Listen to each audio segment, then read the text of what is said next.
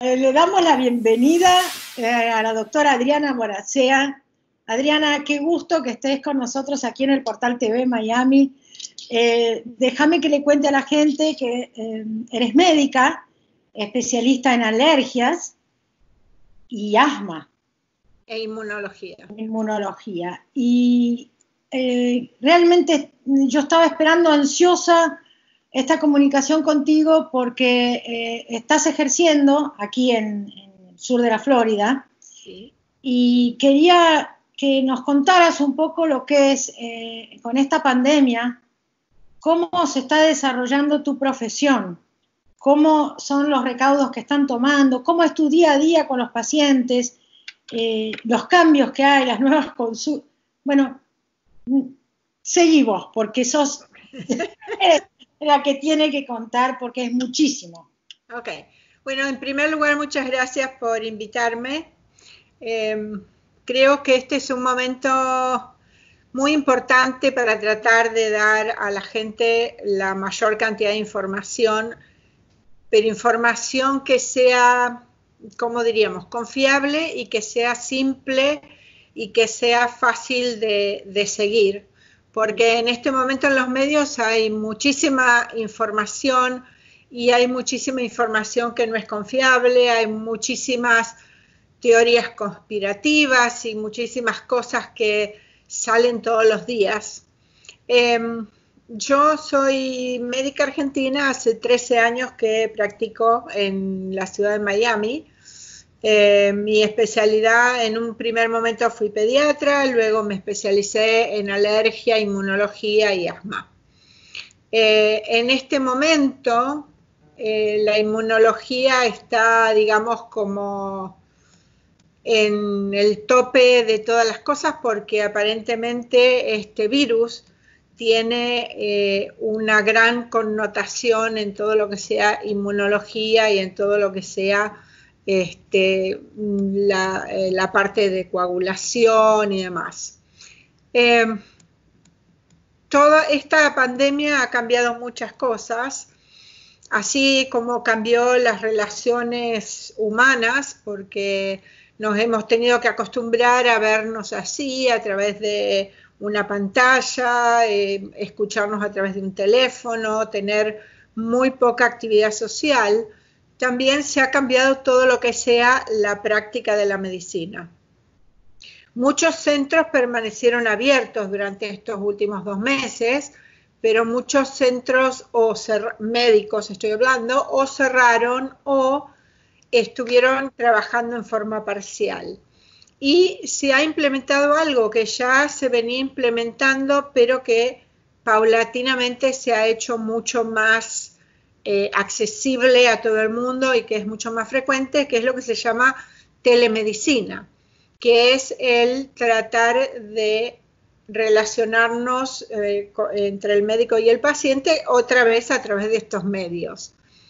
En teoría eso hace la consulta un poco más difícil porque muchas veces uno no puede hacer un examen físico completo, pero por otro lado da la posibilidad para los pacientes que ya son pacientes de la práctica, que uno ya conoce, para que no tengan que salir de su casa y puedan interactuar con el médico y puedan hacer todas las preguntas, todas las consultas que necesiten sin tener que movilizarse. Adriana, discúlpame que te interrumpa. ¿Cuándo tú, como médica, te diste cuenta que estábamos ante una pandemia? Antes que realmente los gobiernos declararan oficialmente que estábamos en una pandemia.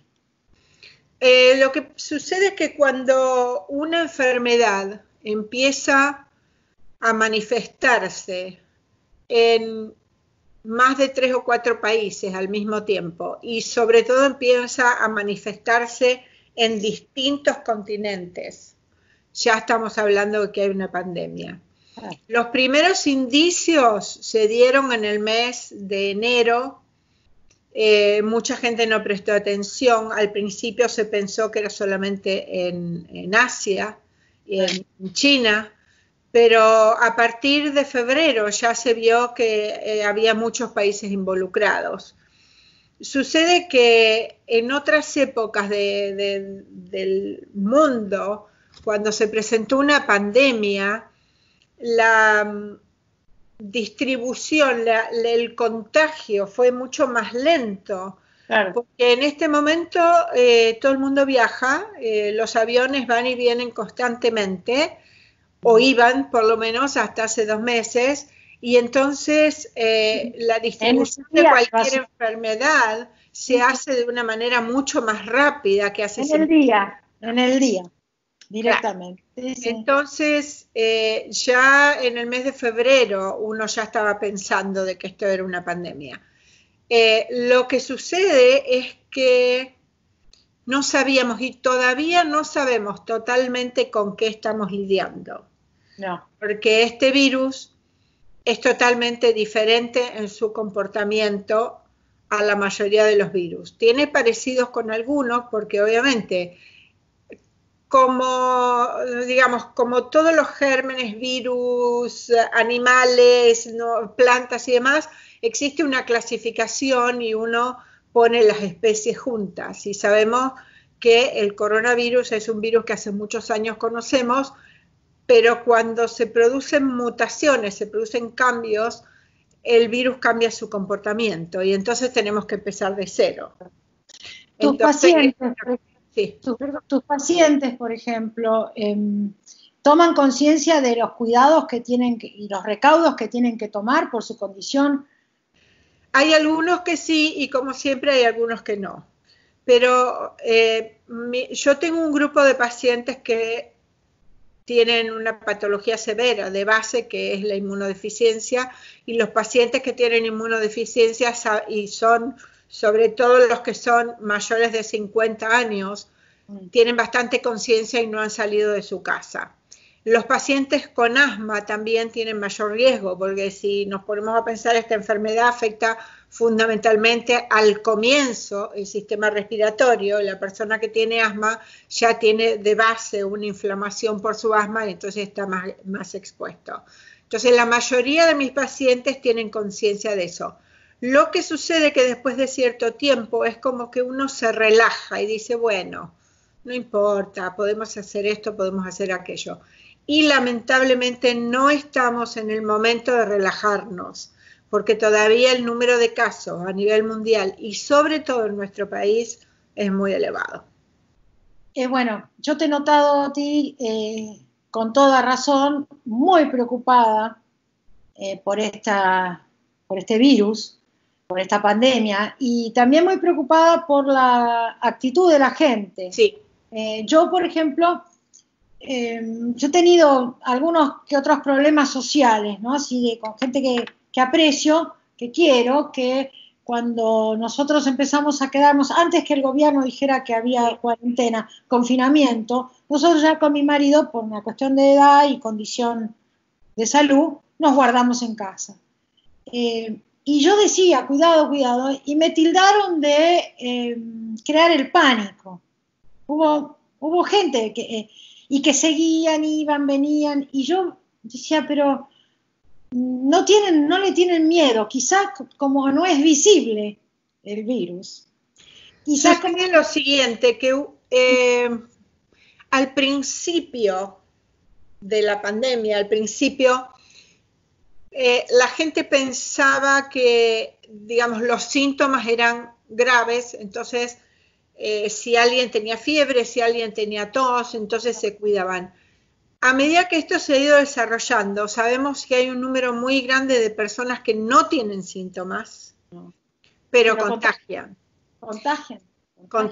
Entonces, además, sabemos que hay personas que se contagian y mantienen el virus mucho más tiempo de 2 semanas. Hay personas que mantienen el virus activo en su organismo por 3 y hasta 4 semanas. Entonces, es como que la gente no termina de comprender que por más que yo me vea así, saludable, bien y demás, sigo teniendo una posibilidad o de estar infectada o de infectarme. Y las cosas han ido cambiando porque, como dije al principio, no tenemos mucho conocimiento de este virus, entonces hemos tenido que ir cambiando las actitudes. Al principio no se recomendaba usar mascarilla, pero a medida que se ha visto que hay tanta gente que tiene el virus, que contagia y que no tiene síntomas, entonces se ha tenido que prevenir. Y no es que yo uso la mascarilla para no contagiarme yo uso la mascarilla para prevenir que otra persona se pueda contagiar. Entonces lo que pone en evidencia este virus es que tenemos que ser muy conscientes del otro, y tenemos que protegernos nosotros, pero tenemos que proteger al otro, porque no sabemos lo que puede suceder. Hay muchas cosas anecdóticas, pero que son importantes. Por ejemplo, al principio no se sabía que este virus, una de las primeras cosas que produce, es la desaparición repentina del olfato y el gusto. Y mucha gente tuvo desaparición del olfato y del gusto unos días antes de comenzar con la fiebre. Entonces pasó que iban a un especialista de garganta, nariz y oído por ese problema, y como esos médicos no estaban advertidos de que ese era un síntoma del COVID, se contagiaron y hubo muertos en todo lo que fuera, médicos, enfermeros y demás, porque no sabían esto. Segunda cosa, todo el mundo está pensando que este virus es como una gripe. Este virus no es una gripe. Eso es una de las cosas que hay que tener en cuenta. Siempre se habla de porcentajes, pero el hecho de que el 20% de la gente que se infecta vaya a estar grave, y de ese 20% haya un 30% que se pueda morir, ¿cómo sé yo si yo pertenezco a ese 20% que voy a estar grave o a ese 30% que se va a morir? No hay forma de saberlo. Entonces, uno tiene que prevenir por eso. Sí, por supuesto, la gente mayor de 60, la gente que tiene otros problemas inflamatorios como la diabetes, como enfermedad cardíaca, como una enfermedad inmunológica, tienen mayor predisposición para tener una enfermedad grave. Pero eso no es 100%. Mayor predisposición no quiere decir que solamente van a estar graves los que tengan estas características. Le pasó al primer ministro de Inglaterra. Inglaterra no cerró y de repente se encontraron con que el primer ministro estuvo con fiebre y recién al cuarto o quinto día tuvo que estar en terapia intensiva, y no es una persona mayor y no es una persona con patología previa. Al principio la mayoría de los niños tenían una enfermedad leve o no se enfermaban, pero de repente hemos visto que hay un grupo de niños que han hecho algo que se llama síndrome de Kawasaki, que es una patología a nivel cardíaco que la producen algunos virus, y de repente este virus lo está produciendo. Entonces, no es que generamos pánico, lo que estamos tratando de generar es conciencia de que esta enfermedad es una enfermedad grave, que puede ser leve, pero que hay un grupo de gente que puede estar grave. ¿Cómo sabemos? No lo sabemos. ¿Por qué? Porque recién esta es una enfermedad nueva, recién apareció en los últimos 3 o 4 meses. Sí, y digamos, hasta que la vacuna no aparezca, tenemos que seguir así. Sí. Probablemente quería preguntar, seguir así. ¿qué opinas? Sí, claro. Por un año o más. Bueno, lo hablábamos ayer, creo, la gripe española, hace 100 años, con qué se desarrolló y con qué, digamos, la gente que se salvó, cómo lo logró. Porque se cuidaba. Tapaboca, lavado de manos y confinamiento, aislamiento social. Exacto. No abrían la puerta ni la ventana, se quedaban dentro de su casa. Los que sobrevivieron fueron los que hicieron lo mismo que se está pidiendo ahora, 100 años después. Ahora, mi pregunta a vos, como doctora y especialista, hay una presión muy grande y es lógico por parte de mucha gente y por parte de sectores también, de la reapertura económica, léase que se abra todo, que se haga vida normal, que los negocios, etcétera, etcétera. ¿Cómo se puede combinar? Porque el peligro es que el contagio sea enorme, hay que confiar en que la gente va a cumplir con las normas de sanitarias. ¿Cuál es tu opinión con respecto a esto? El problema es que no se pueden acelerar los tiempos.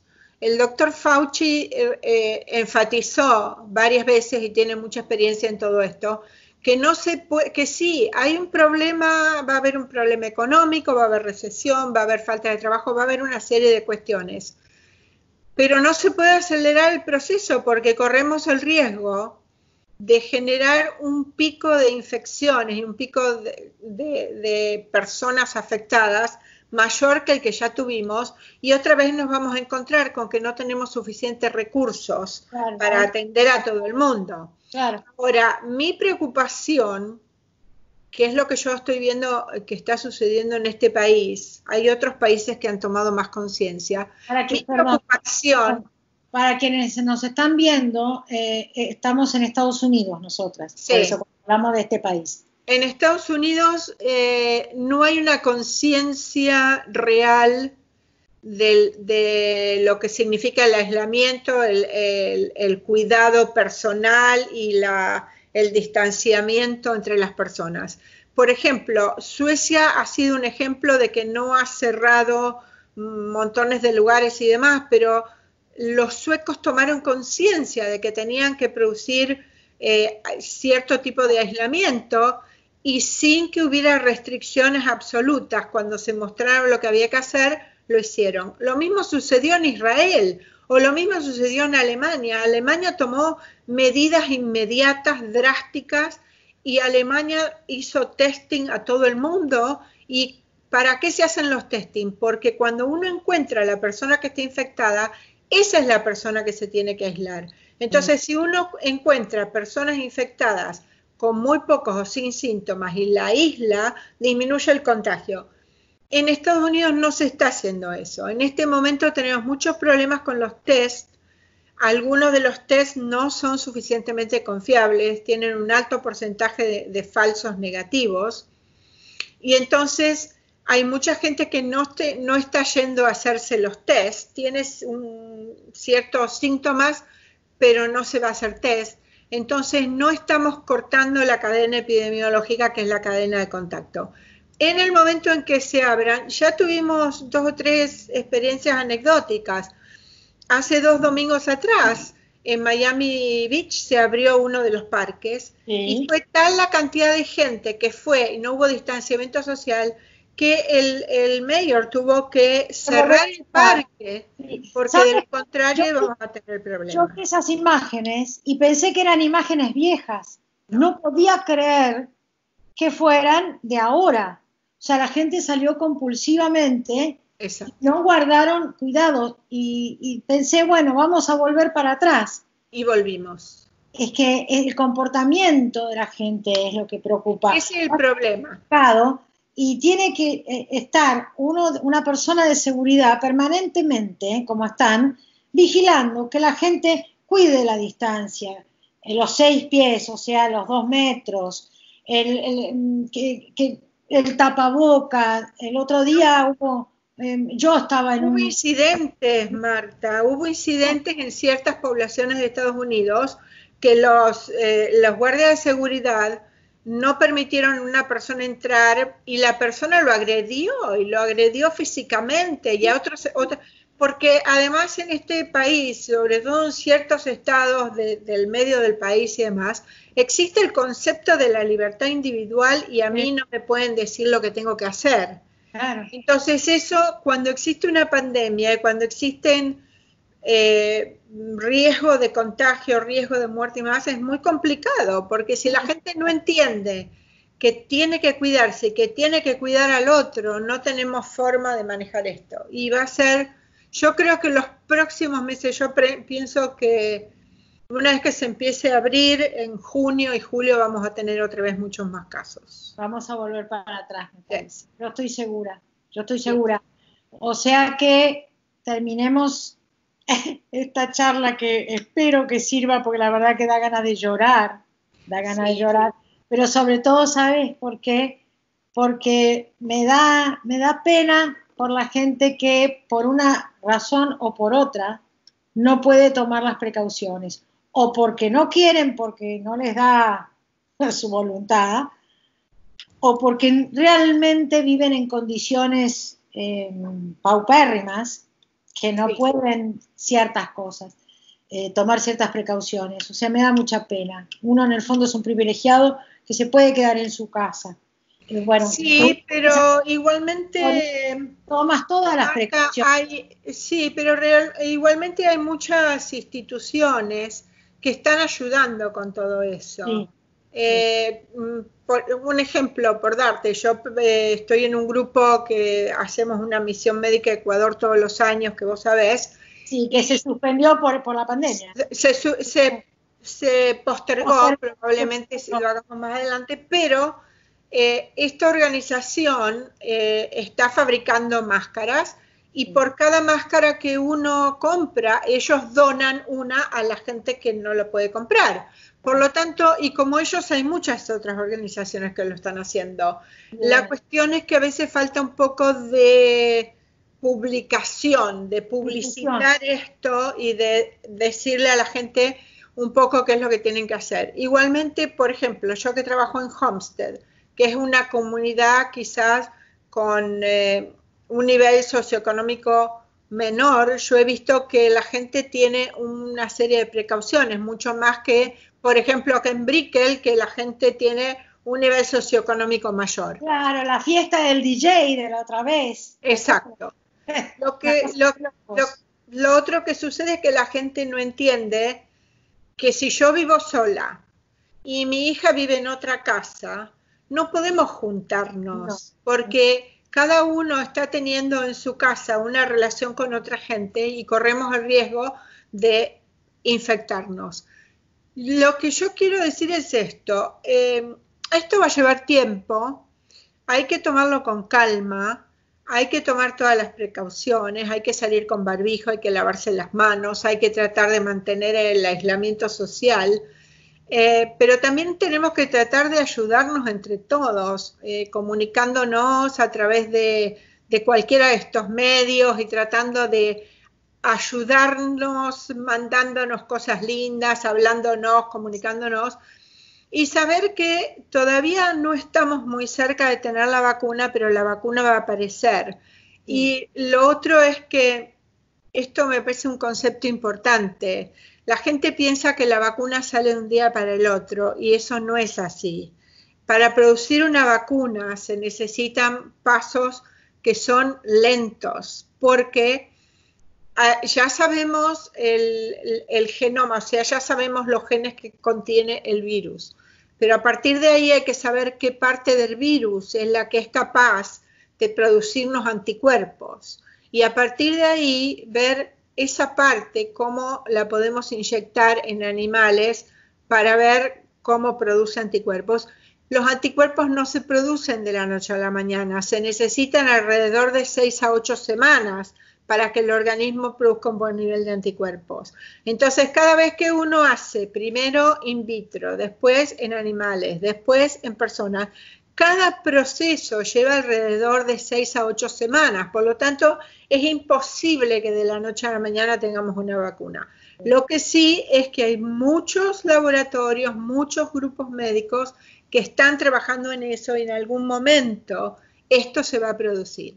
Pero hasta tanto esto se produzca tenemos que tener precauciones, nada más. Nada más, nada más. Bueno, Adriana, te agradezco muchísimo, nos has dado una clase de cómo cuidarnos y sobre todo para que mucha gente tome conciencia que no hay que apurar. No hay que apurarse.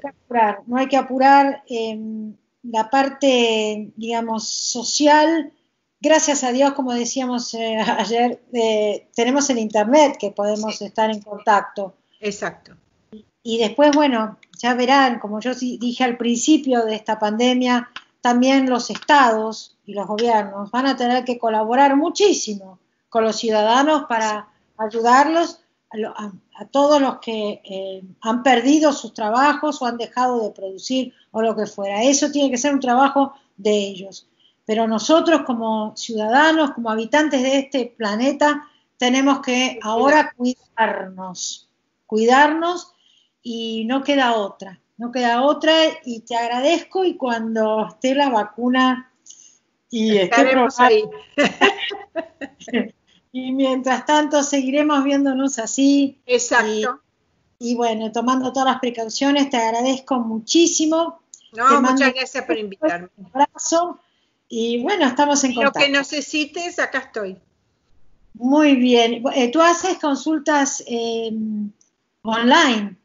Yo hago las dos. En este momento, hace una semana que regresé al consultorio, sí. pero tiempo parcial, no todo el tiempo, y hago las dos, consulta persona a persona y consulta online con telemedicina. Bueno, yo luego voy a dejar en la base del video, cuando lo suba, cómo contactarse contigo, ¿sí? Ok, perfecto. Bien? Y que no hagas como hago yo, que te mando la fotografía, mira lo que me ha pasado. No, ahí digamos, el grupo se llama Florida Center for Allergy and Asthma Care. Bien. FCAAC, que se puede buscar online y ahí tiene toda la información y ahí estoy yo. Perfecto, bárbaro, muy bien. Te mando un beso enorme. Gracias, igual. A nuestro próximo Skype. Perfecto, ahí estamos. Chao. Chao. Gracias.